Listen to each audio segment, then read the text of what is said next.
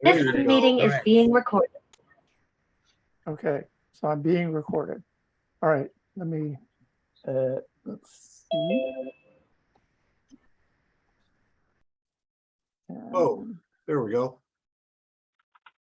There we go. Let me make you guys go away. You're annoying. And we'll start off. Okay.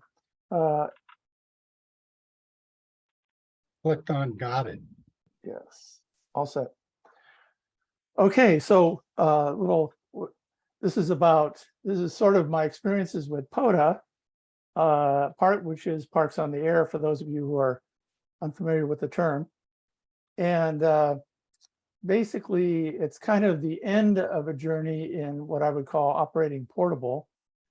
So relatively short list of places where I have actually attempted Parks on the Air, but also some photos of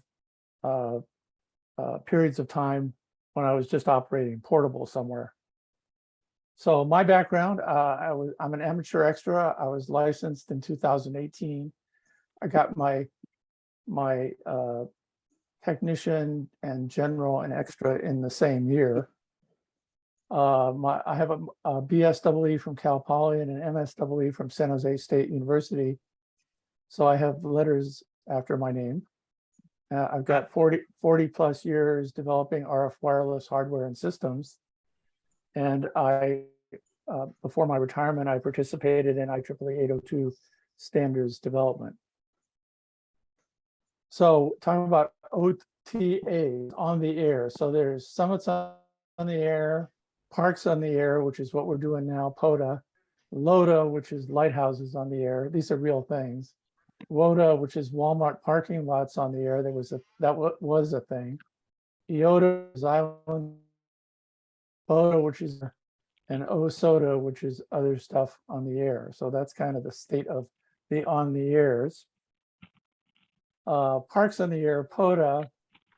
So it's actually an international volunteer organization, basically focused on international portable amateur radio operations, with the essentially the priorities shown below. It's about getting outdoors. It's about enjoying low or no RF noise, in many cases less than S1. And to get involved in POTA officially, you have to create an account on the POTA website. So these are the kind of the pieces of POTA. Basically, I'm not going to go through much of the information that's on the website. It's pretty extensive. It's actually a little hard to dig through, but if you decide to get involved and register, it's worth the trouble. In the US, it's basically state or federal parks, and the website has a list of parks and park numbers. So each park has a number, and then the requirement is you operate within the park boundary, which could be the parking lot. It could be, deep in a park if it's a national forest, just so you're within the boundary. There's some basic info that has to be captured, and an activation, which is when you've achieved POTA status for the park, is 10 contacts, any band, any mode, mixed. So if you can start off in single sideband on 20 meters, move to 15, 10, whatever.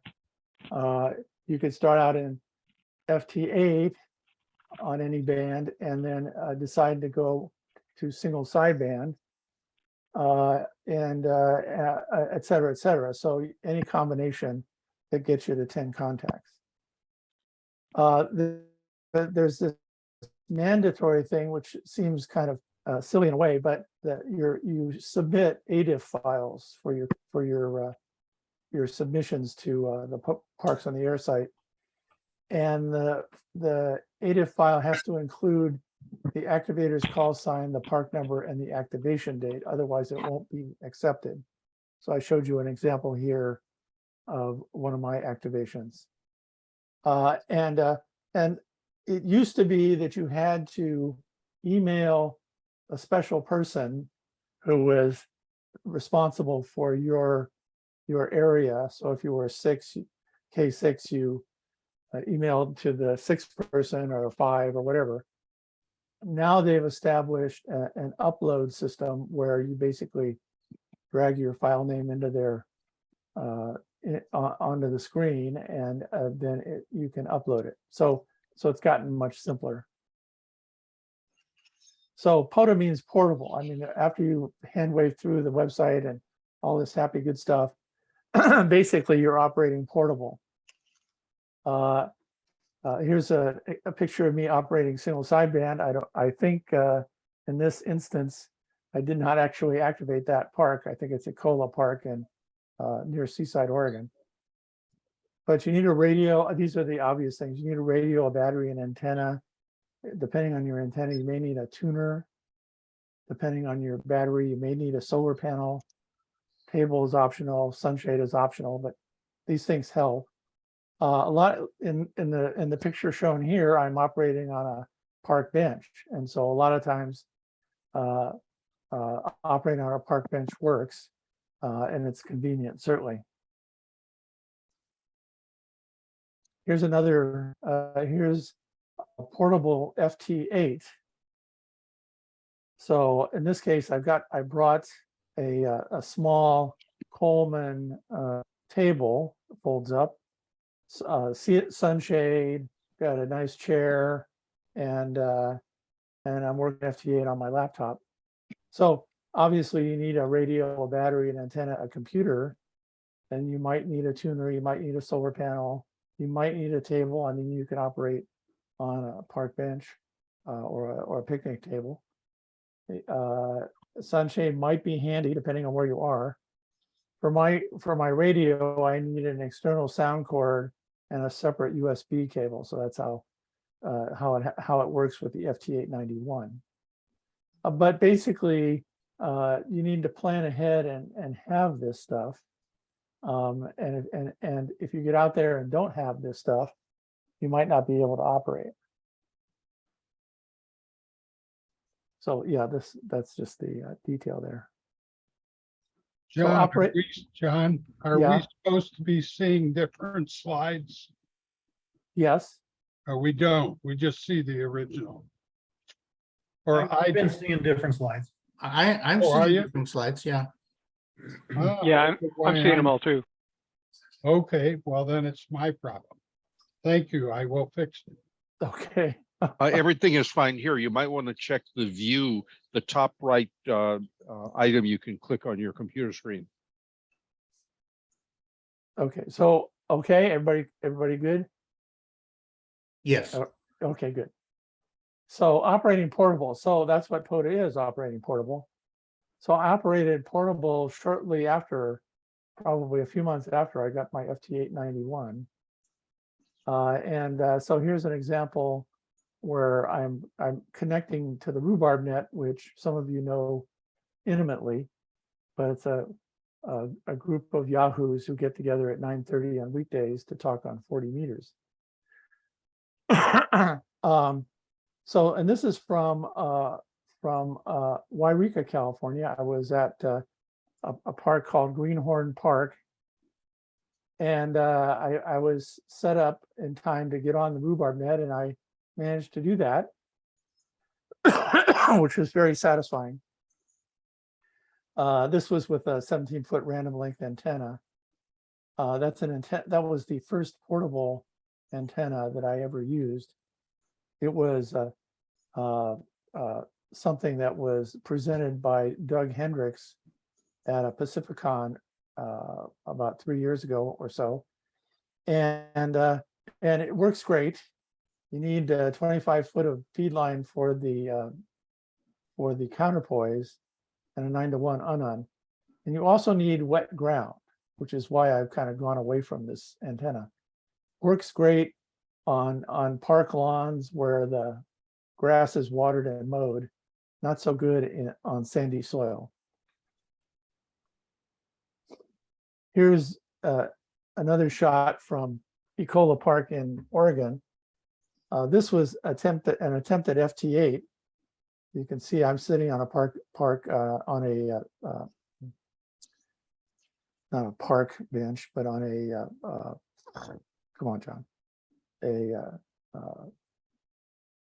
I'm blanking. Anyway, Picnic bench. picnic bench. That's what I meant. Thank you. Sitting on a picnic bench, which was convenient. I also had the portable table, etc. But this was convenient. So I set up, and then I realized that I couldn't sync FT8 with the incoming signals. And at that time, I didn't have a fix for that. So I wasn't able to activate the park. It's a beautiful place, but which was great to see, but no joy. This is Pigeon Point Lighthouse. Some of you may be familiar with that. It's south of Half Moon Bay, north of Santa Cruz. And it took me 3 times before I successfully activated this for a variety of reasons. But finally, I was able to activate it with FT8. This is Mendocino Headlands, California. This is another California state park. And at this point, I had purchased a Buddy Stick Pro, which is a vertical antenna. It's basically 40 through 6 meters. So I was able to activate Mendocino. Go ahead. Wait, Okay. I was able to down. I was able to activate this park, and I basically worked from there weren't any tables, and setting up on the setting up a table on what looked like rough miscellaneous wild weeds and stuff didn't look very attractive. So I just sat in the back of the car and worked FT8 from there. So this is kind of what you run into. Every location has a different kind of configuration. You kind of want to be where it's convenient, but on the flip side, you don't want to be where lots of people are walking right by the antenna. So that's sort of the site selection problem. Usually you can find someplace like the edge of a parking lot or maybe move your table setup away from the walking path. That's why I was set up the way I was at Pigeon Point on the last slide, because there were picnic tables, but they were right where everybody walked by to get to the other things to see. So it's always a little different. Come on, what's going on? All right. So this is Bean Hollow State Beach. This beach is a favorite of mine because it was a childhood favorite of my parents. So we would go here when I was a boy and have our beach time at this particular beach. It's located a little north, probably 10 or 15 minutes north of Pigeon Point and south of Half Moon Bay. So this particular day, again, I was using the Buddy Stick Pro. It's not quite set up yet. I activated on single sideband, and I just had a bucket full of contacts. I got 44 contacts in about, it was about less than 3 hours. And there was a period there where they were coming so fast, I had to kind of manage the pileup, which I'd never had to do before. So sometimes it's, kind of spare, and then sometimes it's a flood. Here's another portable operation. This has nothing to do with POTA. It's a friend's cabin near Little River, cabin in quotations. And I'm using a 40-meter dipole that I created just out of wire and a BNC to banana adapter. and just strung it out there. I think I was contacting the rhubarb net at that point. But this is, you know, if you happen to have a cabin in a park, now this is not a cabin. If you happen to have a cabin in the park, you know, you can use the cabin to set up an antenna sometimes. A lot of people throw antennas in trees.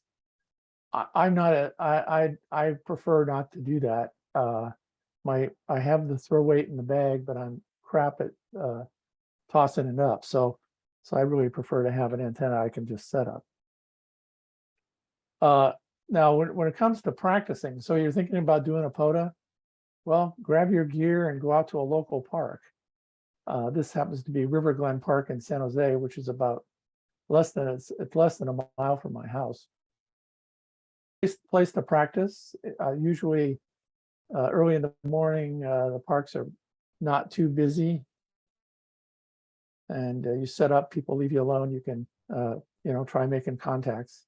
I used to go to Glen Park to check into the rhubarb net just as an exercise. So a few tips for operating single sideband in a POTA setting. Obviously, however you operate in your home setting is whatever, but you need a logging tool. Hammers is a good logging tool. It works on mobile phones or laptops. It's available for iPhone, Android, Windows. I think there might be a version for Linux, I'm not sure, and Mac OS. And basically it gives you a little template. So it's got a template for POTA. It's got a couple other templates, and you just fill in the information. And in terms of if you don't happen to be in an area where there's cellular coverage, the database lookup to get to the information about the whoever you're contacting may not work, but once you get back into cell coverage, I think it'll fill it all in. I'm not good with tapping on a phone while I'm trying to talk on a hand mic, so I use a pad of paper, then I transfer the two hammers to create the ADIF log. And that's actually not so bad, because again, you're entering, you enter the information on the first template, and then as you enter each call sign, the information's filled in automatically, and you just go on to the next one.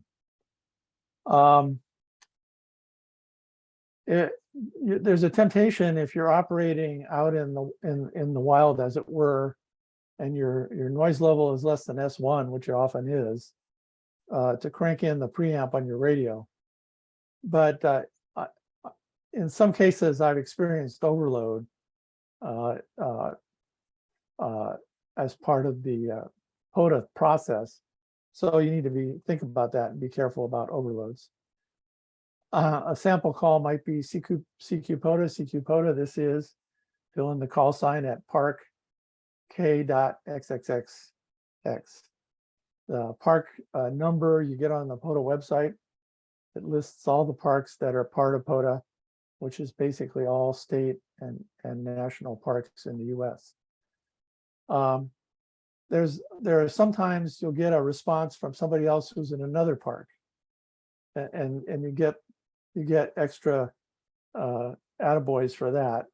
So if you hear somebody say park to park, leap on that and exchange not just call signs but parks, and so that you have his park and he has your park.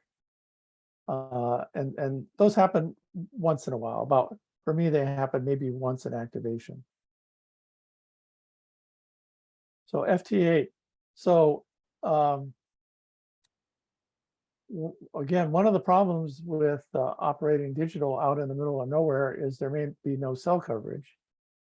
So be sure that your laptop time is accurate. I'll talk about that a little later. My recommendation, since for those of you who are used to operating in your QTH with a raft of logging tools and other stuff, since you don't have access to often don't have access to the internet because of poor cell coverage or whatever. I find it simpler to use the WSJT-X built-in log. You may not know there's a built-in log, but there is. And then when you're getting ready to upload to POTA, you can rename the log using the naming convention. And if there's a current log, you can rename that before you start. And then when you start logging QSOs, WSJT-X will create a new log for you. I add POTA to my CQ text. I CQ POTA. I use ADIF master to edit my log. And so again, you're not necessarily going to have time sync depending on where you are.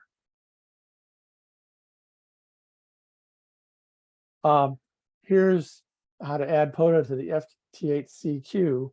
You just edit TX6. So you can go in and just type in POTA after CQ and you're in business.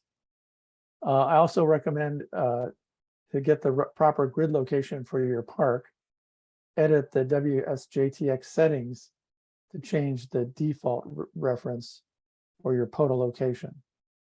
When you get on the POTA website and you look up a park and get the information for the park, it will also show the grid reference for that park. So that makes it a little easier.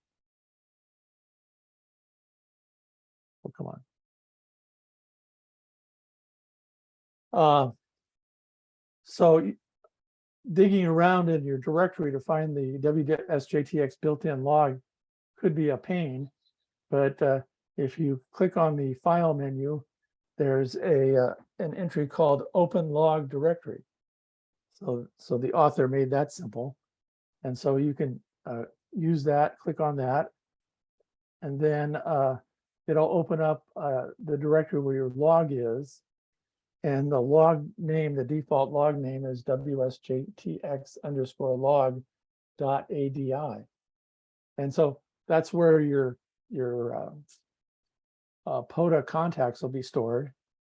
And then again, when you get done, you can copy that, or you can rename it and then use that to upload to the POTA website. So that's kind of the details of how to do that.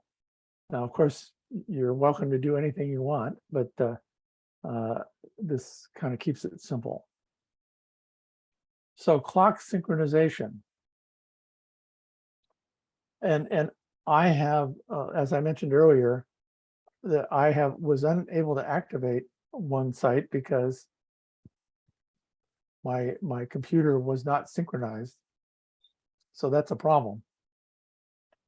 It turns out for short outings, like you go out to the park for a few hours and then come back. If you make sure your computer time is synchronized with NIST before you leave home, it usually stays adequately accurate for POTAs. My experience is you don't have to worry about it too much if you do that. Another option is for Windows, there's a program called JT-Sync. And JT-Sync will sync with the NTP server. That's the NIST or the NIST equivalent time server in the sky when it's available, so when you're at your house. But if it's not available, it derives the sync from the WSJT-X QSOs. So it looks at the delta T's, the error in the times, and does kind of an average, and then adjusts the clock accordingly. I found that on one occasion, it was outside the range. The range is about plus or minus 1 second, I think, for this piece of software. So you have to take a guess, so you need to stick in a manual offset and see and kind of find your way there. I found the first time I did that, I found it right off. but it might take a little fiddling. For Linux, you can use a GPS dongle and appropriate software. I have a GPS dongle. It doesn't work on Windows, even with the supposed piece of software that's supposed to make it work. It doesn't. So for Windows, I recommend JT Sync, or make sure you sync your computer before you leave home, or some convenient coffee shop that has Wi-Fi before you go out to the POTA site.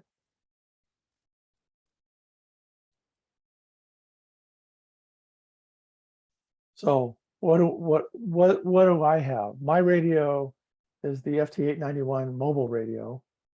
It's actually my first HF radio. I bought it primarily because it was basically HF plus 50 megahertz, and included it was an all mode radio for those frequencies. It's intended to be a mobile radio, so it's lightweight, it's easy to move around. It's kind of become the default 100-watt radio for POTA operators. If you look around on YouTube, and you'll see a lot of people using FT891s when they want to run 100 watts. The radio draws about 15 amps, typical at 100 watts, single sideband. And sometimes reading the spec is a bad idea. It has a spectrum display, but no waterfall. And as I mentioned, it's kind of become the de facto standard for POTA 100-watt operation. My antennas, well, the 17-foot wire on carbon fiber fishing pole, which I used to call the Doug Hendricks Special. I currently don't use this, and that's because it's sensitive. It's too sensitive to ground connectivity. But it does require a tuner. It needs 25 feet of coax. So that one just, I still take that one with me, but I don't expect to use it. It's kind of a backup of a backup. The Buddy Stick Pro is Deluxe, is a great antenna. It's resonant, but it requires tuning via a radial. So it has an above ground radial. And the radial has little tabs on it that kind of show you about where the band length is. So 20 meters, I think, is a blue tab, and other bands are other tabs. And if your radial is about 4 feet above ground, then it tunes up pretty easily. But sometimes it requires a little fiddling to get it just right. It'll handle 100-watt FT8 no problem. I think the digital power limit's 125 or something like that. Single sideband is like over 200 watts. So that's not a problem. It's very light, easy to put together. It's a little expensive, but I found it worth the money. The other antenna I have is a PAC-10 4020 NFED half wave, which is a resonant antenna on 40, 20, 15, and 10. Basically, it's I use it in a inverted V configuration with one of my carbon fiber poles on a tripod, and it works really great for that. It's rated at 100 watts single sideband and 50 watts FT8, so that's something to remember. You can't operate FT8 at 100 watts. The nice thing about it is it's resonant. There's no adjustments. You just put it up, and that actually makes it kind of a special antenna to have for POTA. Batteries. So I started out with a 35 ampere hour SLA and sealed lead acid battery. It was very heavy, and I no longer use it for portable ops for that reason. Plus, it's a sealed lead acid, which means that the power, its voltage starts drooping almost right away when you start using it with a radio. I won as a prize at one of the NCDXC Christmas parties, a 600 ampere hour life lithium iron phosphate battery. And it's pretty good for short-term portable at 50 watts. I no longer use it for portable ops because it's really a small low ampere hour battery. So then I decided I wanted a bigger battery. And so I ordered a 20 ampere hour life lithium iron phosphate from Bioenno. It's one of the ones that a lot of the YouTubers use. Has pretty good life. It's relatively small, and so that's what I ordered. And then I got an email from Bioenno and said, well, we won't have production for those until 2 months from now. But he said, but I'll give you a 35 ampere hour as an upgrade. So I sat around waiting for the 35 ampere hour battery. And battery finally showed up, and it was a 50 ampere hour lithium iron phosphate battery, which is worth several times what the 20 ampere hour battery would have been worth. It's a great battery. It's a little heavy. It'd be a great battery for a field day or a longer operation. And I took it on the road quite a bit. It's not really a problem. It's not that heavy. Certainly less than an SLA. But then I was in Seaside at the at CPAC, the ham convention in Seaside, and I was in a session where they were talking about solar, and so I sat through the 2-hour session. It was very interesting. The guy had a lot of interesting information. And then there was a drawing at the end for this 30 ampere hour lithium iron phosphate battery in one of those fancy battery boxes. And I won it. So that was a surprise. So that's my nominal battery that I take out for a POTA. It's light, it's got a handle, it's got all the right connectors, and works great. And all these batteries either came with PowerPole connectors or I added them. I'm a believer in PowerPole the world, so that's how I handled that.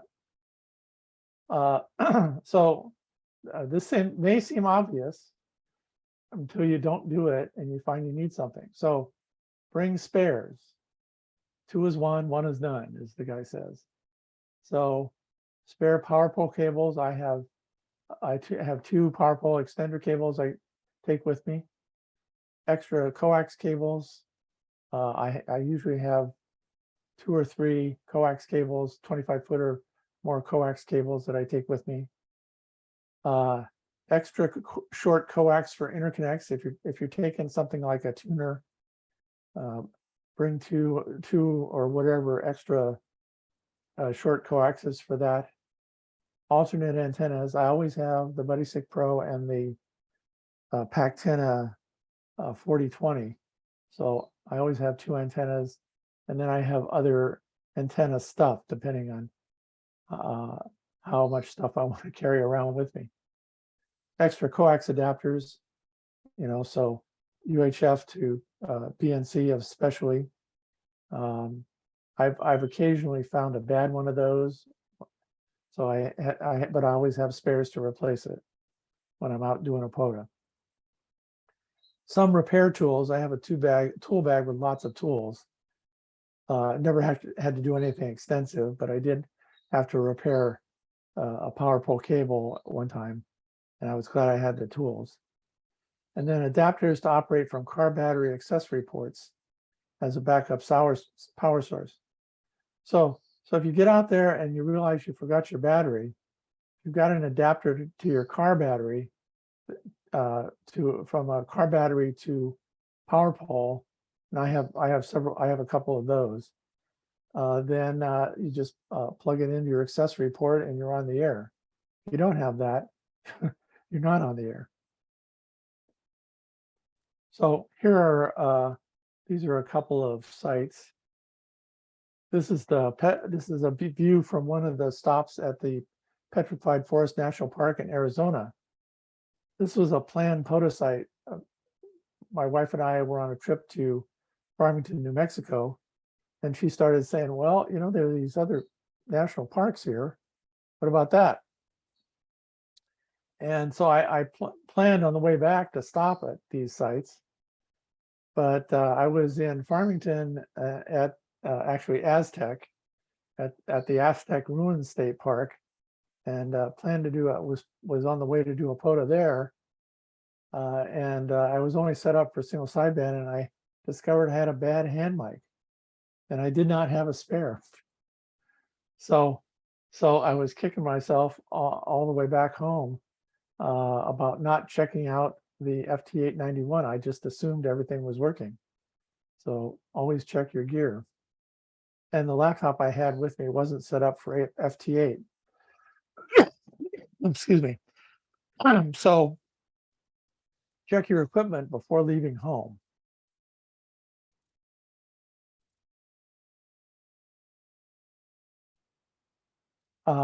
This is my last POTA. I did it actually this week at Pescadero State Beach. Now, if you're not familiar with that, it's south of Half Moon Bay and north of the Pigeon Point Lighthouse. So I decided to do single sideband, having checked to make sure my FT891 mic was working and that I had a spare, which I bought. Single sideband on 20 meters. And it's a pretty nice site. There are picnic tables down from the parking lot. This is a shot from the parking lot. But it was kind of too far to carry stuff down, and there were a lot of people down there. So I decided to set up on the edge of the parking lot. So it was 21 contacts over 3 hours. I was using the Buddy Stick Pro on 20 meters. And it was not exactly a rash of callbacks, but I spotted myself on the POTA website. You can tell people where you're going to be, more or less, at what time you're going to be on the air, where you're going to be in terms of frequency, and what mode you're in.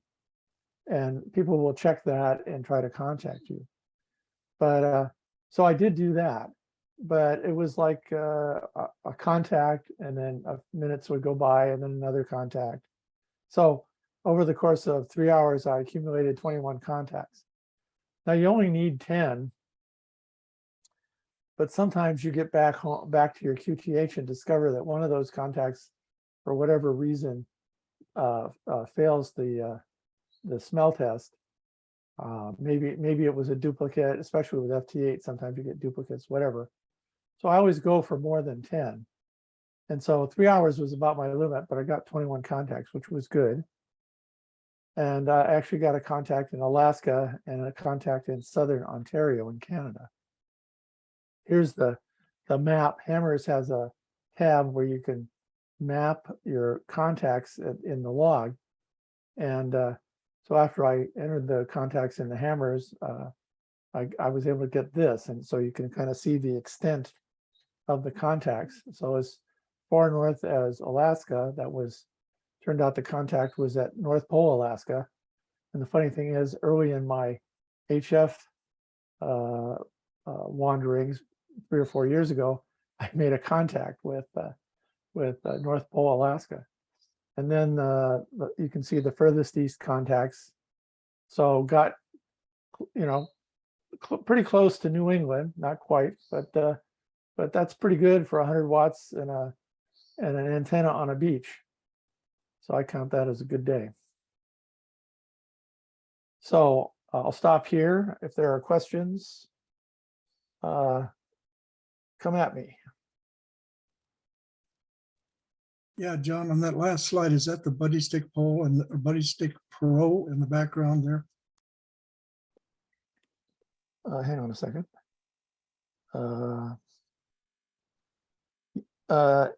No, That's my 20-foot carbon fiber mast in a holder, and it's holding up the PAC-10 2040. So it's basically the center pole for an inverted V configuration. So the antenna that's on your tripod there is that's just a pole just for holding up your dipole. Is that correct? Yeah, it's the end-fed half wave. Yeah, it holds up the end-fed half wave. So it's set up in an inverted V. Okay. The- And you Go ahead. said you also use the Buddy Stick Pro. Yes, let me go back. This Yeah, is the Buddy Stick Pro on the back yeah, of the car. that's the one I was asking about. Yeah, it's a great antenna. It's a little expensive. It's on the order of $300. I don't remember the exact price anymore. I Yeah, got that's the- what it is. I just looked it up. Yeah, and It's a nice little package. oh, it's a beautiful package. It packs down into about I think 8x10, sort of looks like a mini valise. Yeah, it's a little carry case. Yeah, it's beautiful. John, what's the maximum power you could put into that one? Well, for digital modes, it's like 130 watts. For a single sideband, it's I think over 200 watts. I don't remember the numbers. Okay. So I think it says 250. yeah, there you go, 250. So it'll handle 100 watts, no problem. Hey, is that thing mounted on a bumper mount on the back of the car? It's a little hard to see. The antenna comes with if you go the deluxe package, it comes with a breakdown tripod. So it's got the tripod legs are the ones like on tents that pop together with a center sort of springy thing that holds them. So you pop that into a center. I forget what the word is, but there's a centerpiece that picks up the Okay, so that's a big coil at the very bottom there that looks like it's almost going to be attached to your back bumper. No, that's the No. Buddy Stick Pro pack hung on the bottom just to hold everything down. So- Okay, so this thing isn't attached to the car at all, is that correct? No, it's standalone. And you roll out some wires for a counterpoise? No, there's what you have is a single above ground radial that tunes it for the band. Okay, but what does it use for a counterpoise then? It just has the radial. The radial is the counterpoise. Yeah, the radial is the counterpoint. Yeah, it's just a single wire counterpoise. Okay, that's pretty cool. I wish there was been a better picture with the car bumper there kind of hiding in the back of the car, hiding part of it. We can't see all of what it looks like. Yeah, well, Well, if you there's a get good show on online, it on the if you look it up on Buddy Pole Yeah. Deluxe. right? There's a good picture on Amazon for $4.99. Yeah, that's a little high. Like, But you can also, if you go to YouTube and look through the POTA YouTube guys, a lot of them have this antenna. You're likely to find it. If you look for reviews of Buddy Stick Pro, you'll probably find one that shows good pictures. John, I just found it on the Buddy Pole website. It was $2.99. You can order it directly from them, I think. Oh yeah, that's what I did. Yeah, it's Okay, a nice antenna. Go ahead. what bands does this thing cover? It's 40 through 6. Okay, thank you. Okay. Any other questions? Right, well, So- not hearing any. Thank you very Yeah, much. I have one more question. Go ahead, Rich. So, if you're doing like POTA, do both people need to be registered on the POTA website with a number or something? Um, No. I think to get credit, you need to be registered. The way it works is when I turn in my log lists, the contacts I made by their call sign, that ends up in the database. And so you won't get POTA credit for that. You'll get in the database credit, but you won't get POTA credit for that unless you're a registered member. Okay, because I see people like calling CQ on FT8 for POTA, and I'm just wondering if I answered them, would I have to be registered with POTA to get that? No, as you don't a- have to. You don't have to do anything. Yeah. Oh, okay, okay. If you're what's called, I'm the activator. I tried to stay away from POTA terminology, but I'm the activator. You'd be the hunter. I'm just the responder. Yeah, you're classified as the hunter, and so you go into the database regardless. Now, Okay. unless you're a member, you don't get award credit for Right. it. Have you operated the park here at Branham and Snell? No, I haven't done that yet. I keep thinking about it. I may wait until the weather is cooler Yes. because Okay. it's kind of wide open out there, and It is. It's huge. And Oh, and the buddy pole on Amazon is 80 through 10. So it's a different model.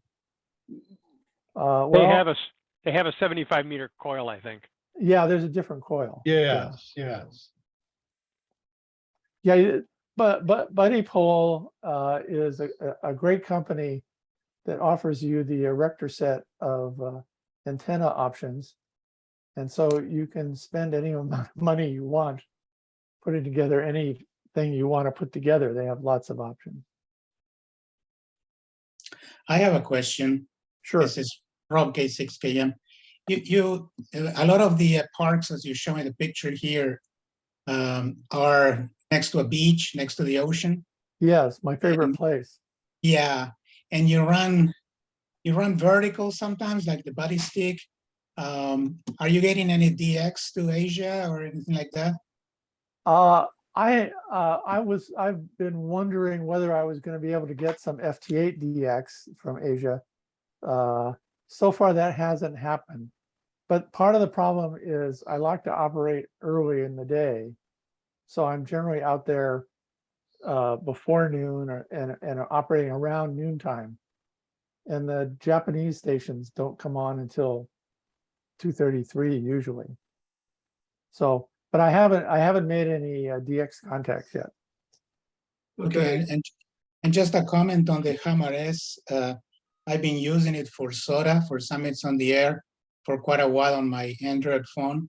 And a couple weeks ago, I was in Tahoe with Gabriel AJ6X, and finally I got the erase all logs log from the application. It just completely erased all my logs, which is a known bug, and they haven't fixed. So I'm not using it anymore. I'm done with it. Yeah, I only use it, like I said, I write it down on paper, and that's just because I'm all thumbs. And then when I want to build the ADIF file, I put the information in, and then I don't care after that. John, do you run some kind of power from your battery to your computer, your laptop? Well, I do have, okay, let me answer that two ways. I make sure the battery is fully charged. So usually I don't have to run power to keep the laptop running. I did buy an adapter. There's an adapter that basically goes 12 volts to, I have Dells, to something like 19 volts. So I could attach that to the battery and run the laptop off of the battery using that adapter. It has a little DC to DC converter in it that boosts the voltage. Okay. But I haven't had to do that. I have Alright. one of those little inverters that you plug into your car computer, and then it will plug in. It's a 12 volt to 120 AC, and then into the computer. Yeah, I have one of those too. I find that they're noisy. That's my only objection. Okay. I used to Alright. do that. I used to do that to charge the SLA, the sealed lead acid battery when we were traveling. Okay, we're gonna be moving on now. And I want to thank John for a very, very excellent presentation this evening. And Yeah. I'm sure if you have any additional questions, you can contact John via his qrz.com address and take it from there. And it'd be nice to see if anybody else takes up